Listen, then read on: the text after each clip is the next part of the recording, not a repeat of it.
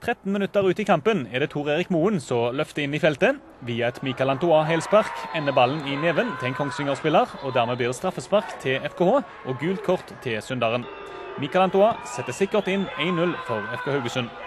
Så er vi 37 minutter ut i omgangen. Karl Erik Torp slår inn til Lars Erik Fremming, så på imponerende vis klarer å hedde ut forbi. 1 minutt på overtid i første omgang kaster Tor Arne Andreassen langt inn. Ballen ender opp hos Stian Johnsen, og sjekk det treffer. 2-0 til FKH ved pause gjorde sitt til at det stillferdige Gjemselund-publikummet ble enda roligere. Sten Ove Eike kom inn på de siste 12 minuttene av kampen. Den pent brukte Skudenesbuen viser her at han er i stand til å springe fra de fleste venstrebekker i første divisjon. Det hele renner imidlertid ut i sanden. Like før slutt blir Himalaget på mystisk vis tildelt straffe. Her er det vel bare dommeren som vet hva det blåses for. FKH har imidlertid en keeper ved navn Per Morten Kristiansen. Her redder han laget som så ofte før, og dermed ender det 2-0 til FK Haugesund.